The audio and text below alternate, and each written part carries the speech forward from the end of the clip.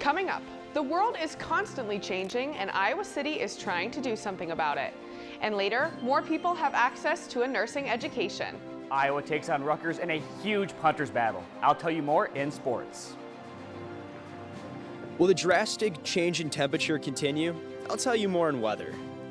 All that and more coming up on this Friday morning edition of DITV News. Don't go anywhere, DITV News starts right now.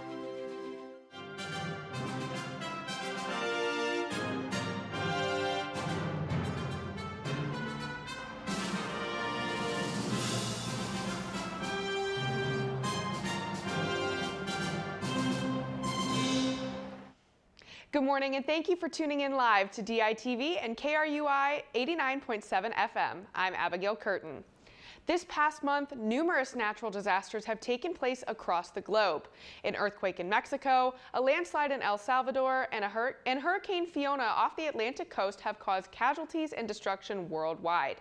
Though these events are occurring well outside of Iowa's borders, that hasn't stopped Sarah Gardner and the Iowa City Climate Action Team from doing their part in the fight against climate change. Starting Wednesday, Gardner and her team kicked off the 2022 Iowa City Climate Fest. The fest includes musical performances, informational film screenings, and finally a farmers market to conclude the event on Sunday. Though these are all fun and family-friendly activities, Gardner is sure to keep the event's goals at the forefront. If you would like to help the cause, the Climate Action Team is now accepting their next wave of climate ambassadors through the end of this month. These ambassadors will spread the word on climate change and what we as citizens can do to help. Possible human remains have been discovered in the Iowa River. Early this past August, Marshall County Conservation staff discovered human remains and the ongoing investigation has now been updated. Those human remains have been revealed as a potential human lower jawbone belonging to a prehistoric Native American man.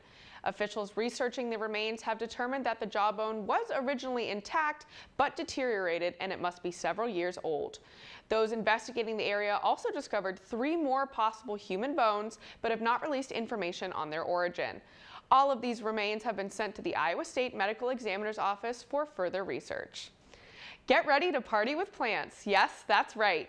DITV News reporter Justina Borgman visited the new botanical-inspired bar in Iowa City to find out more. The Greenhouse. It's the first plant bar in Iowa City. Emily Samuelson, a University of Iowa alumni and owner of the venue, opened the doors after 4 months of renovations.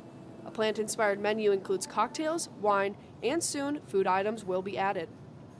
The Greenhouse is not only a new Iowa City bar, but it is also a new place for community activities and to learn more about plants.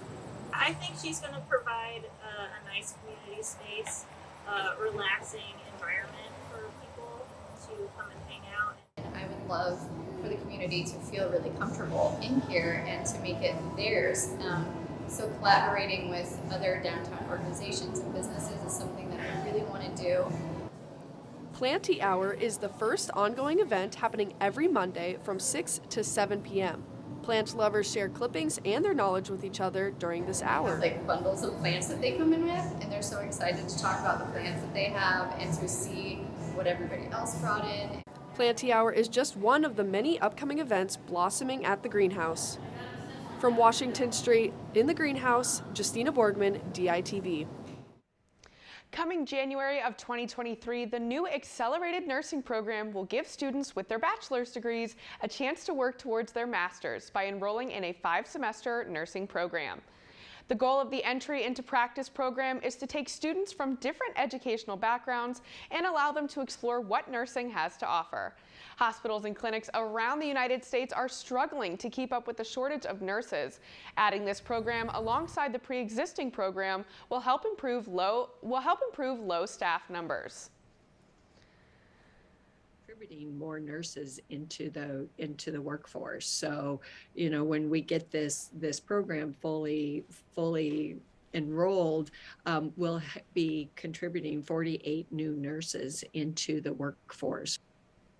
The program was curated to not only help increase the number of nurses nationwide, but also encourage students to become well-rounded medical professionals. The third COVID-19 booster is now available. DITV News reporter Johnny Valtman has more on what that means for students here at the UI.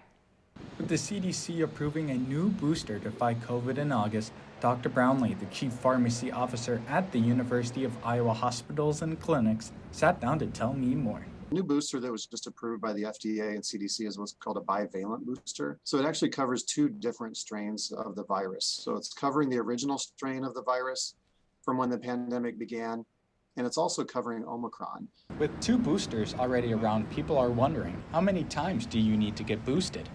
This booster, as I mentioned, is really the only booster now. So if you've had the primary series or had any booster in the past, you just have to be 2 months after that last dose. The university received the new boosters on September 7th.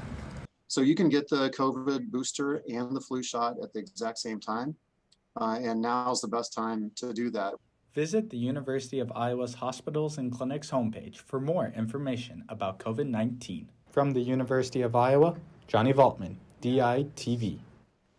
University of Iowa Assistant Professor Yuliang Xie recently received funding to create a tool for studying the possible treatment of lung disease without the use of test subjects. This tool replicates human airways, allowing them to be studied in lab settings without experimental subjects. It's the first of its kind at the University of Iowa to be integrated into a fully functioning device. A lack of human or animal test subjects will make the study safer and more cost-effective. Along with this, Xie also plans to use the funding to develop tools which can combat cystic fibrosis and other diseases. We had a chilly start to our morning, Jackson. What can we all expect leading into our weekend? Well, fall is officially upon us. As the leaves are changing, so are the temperatures. I'm live outside the Pentecost right now. Today, we can expect a high of 62 degrees and a low of 52, with a 24% chance of rain. Saturday, we can anticipate cloudy skies with temperatures as high as 79 degrees, while dropping to 56 as the night skies clear up. The weekend will wrap up with a mildly windy Sunday that includes highs of 74 and a low of 51. With temperatures slowly decreasing, it's time for Iowa City to break out the fall hoodies. We're going to be seeing that Sunday wind roll into our Monday midday with a high of 69 degrees and a low of 49. On Tuesday, we can look forward to sunny skies and a high of 67 degrees with a low of 43. Get ready to layer up because we can only expect more cool days to come. Now, with the fall temperatures comes football season. Ethan, can you tell us more about what's going on with the Hawks? Well, Jackson, the Hawkeye football team is hitting the road for the first time this season. DITV Sports Director Michael Merrick is in the newsroom. Michael, what do you expect to see this weekend?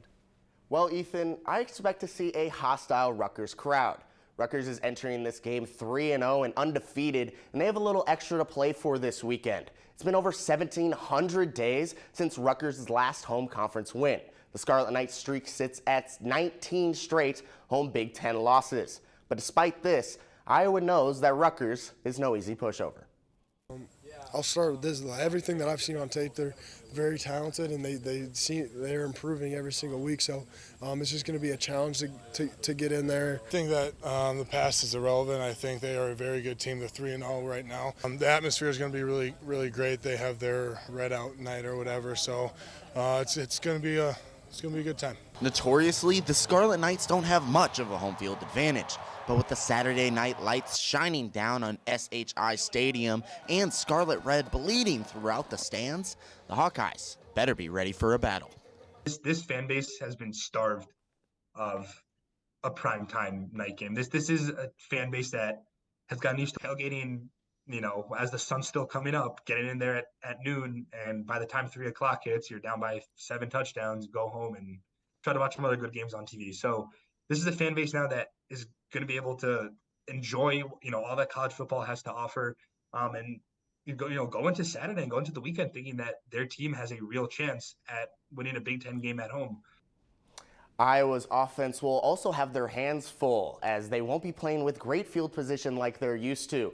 Rutgers punter Adam Korsek is currently on a streak of 136 consecutive punts without a touchback. So between Korsek and Hawkeye MVP Tory Taylor, we should expect to see a ton of beautiful punts in this one, Ethan. Thanks, Michael. And for most of the Iowa players, they'll be receiving boos from a hostile, tough environment. But for one Hawkeye wideout, he'll be catching a lot of love. Senior wide receiver Nico Ragini is expecting a large turnout of family and friends this Saturday as he and the Hawkeyes have their first away game at Rutgers. Ragini, who is originally from East Haven, Connecticut, predicts around 79 members of his close family and friends who are going to be at the game on Saturday. It's just another game. I'll have a big crowd for me there. Just got to focus on doing everything right and being sound in my fundamentals. And Ragini, who missed the first 2 games of the season, had to watch a stagnant Iowa offense from the sideline due to an injury. But for the one game that Ragini has been back, the Iowa offense scored 27 points. And probably the biggest game for us was Nico because he is a veteran. He's got a veteran presence in a very young room. And then, he's a pretty good player. He's nifty and he knows how to play. If the Hawkeyes want to come out of Piscataway with a win, they'll have to look to Ragini for a big game. From the Iowa Football Performance Center, Max Von Grease, DITV Sports. And the Iowa field hockey season has started up once again, and with a new field. DITV Sports reporter Lucy Friedel has more about Grant Field and the team's success so far. Iowa field hockey is back and with a new field. During the summer 2022 break, Grant Field underwent renovation, including getting a new turf for the upcoming season. Grant Field was among 3 Big Ten teams to receive a new turf during this past offseason. Iowa chose AstroTurf for their new surface, which contains a hydrophilic playing surface, allowing for a consistent, safe turf for players during games. Despite the new field, head coach Lisa Salucci knows the key to the Hawks' success at home has nothing to do with the surface they're playing on. It has more to do with the fans. Iowa is currently undefeated in their 5 games at home, a goal the team has every year. It is a testament to the Iowa City environment and the loyal field hockey fans. Yeah, it's one of our goals every year, and we're really glad to be able so far to be able to keep a clean sheet here at Grant Field. From Grant Field, I'm Lucy Friedel, DITV Sports. The Hawks take on the top-ranked Northwestern Wildcats today at 3 p.m. It'll be televised on the Big Ten Network. And Iowa baseball started their fall season last night against the Mississauga North Tigers. For those of you wondering, the Tigers are not only not a college team, but they are not from the States. They are a community team of high school students from Toronto, Canada. And how do those high schoolers fare against a Division I Power 5 baseball team? Well, about as well as you could expect. A 33-1 beatdown of the Tigers, even with Iowa subbing in their own pitchers for the final 2 innings. This game lasted 14 innings spanning 5 hours. The reason for the extended innings is because the Hawkeyes only play 3 games in the fall. This is a Hawks team full of new faces after the departure of many starters, but Coach Heller doesn't seem too worried. I like the makeup of this team. It's early, but I think we got a really good mix, almost 50-50 of returners and newcomers. And the Hawkeyes next take the mound next Friday at 3 p.m. against Iowa Central Community College in Iowa City.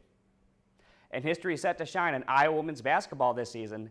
18 Hawkeye games have been selected to be televised, making it the most of any Big Ten school. For the first time in league history, Fox will be airing 2 women's basketball games. Iowa at Michigan on January 7th and Iowa versus Nebraska on January 28th. Iowa will also appear on ESPN and ESPN2 for at least 5 games. 14 conference games will also be televised on the Big Ten Network, and all remaining games will be available to be streamed on Big Ten Plus. Come back on Monday for more updates on football and field hockey. Back to you, Abigail. Thanks, Ethan. For the 4th year in a row, the University of Iowa has ranked as the #1 school in social media content across the nation. This ranking is done by Rival IQ as the 2022 Higher Education Social Media Engagement Report. It is determined by different aspects like showing off the university campus, posts about the sports teams winning, and the variety of content across platforms. The University of Iowa saw some of its highest engagement on TikTok through doing just that. Thank you for tuning into DITV News and listening to KRUI 89.7 FM. Be sure to head over to thedailyiowan.com for all your latest news between Monday and Friday, and check out more of our content on the Daily Iowan YouTube page or dailyiowan.com/DITV. Tune in next Monday for more on Iowa City, the University of Iowa, and Hawkeye Nation. For DITV News, I'm Abigail Kurten. Have a great day.